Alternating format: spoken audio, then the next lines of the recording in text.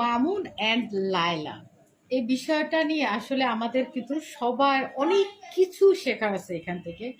বর্তমান প্রেক্ষাপটে আমার কাছে মনে হয় যে মানে দুজনেই লোভী। একজন প্রথমে গেছিল টাকা পয়সা, মহিলার কাছে গেলে তার নাম যশ, টাকা পয়সা, সুখ শান্তি, হ্যাঁ, এটা মেনটেন করতে পারবে।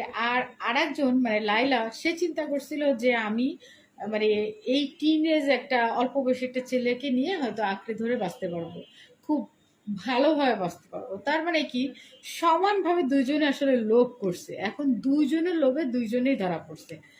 কিন্তু বাস্তবতা এটাই যে একজন মেয়ে হিসেবে বলবো যে মেয়েদের ভালোবাসাটা কতটা প্রখর যে সে তার ভালোবাসা মানুষকে ধরে রাখার জন্য সর্বোচ্চ চেষ্টা করতেছে।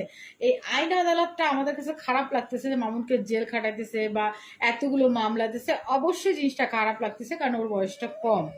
কিন্তু এখানে একটা লজিক আমার কাছ থেকে কাজ করে যে মহিলার তো যথেষ্ট বয়স হয়ে গেছে, শেষ অবলম্বন হিসেবেই তো সে মামুনকে বাইছে নিয়েছিল। হ্যাঁ, তো কিছুতেই সেই শেষ অবলম্বন বা তার শেষ ভালোবাসাটা সে হারাইতে চাচ্ছে না। আর মামুনের বিষয়টা হচ্ছে যে সে একটা মোহতে পড়ে একটা টাইমে ভালোবাসছিল, এটা অস্বীকার করার মতো না।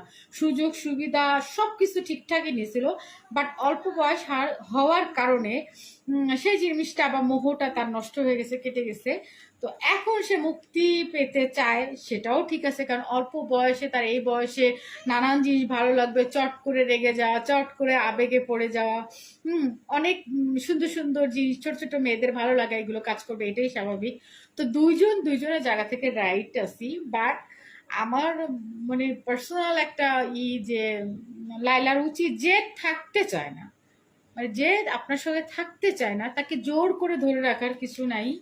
যত কষ্ট হোক, যত কঠিন বাস্তবতাই হোক, আপনি তাকে ছেড়ে দেন।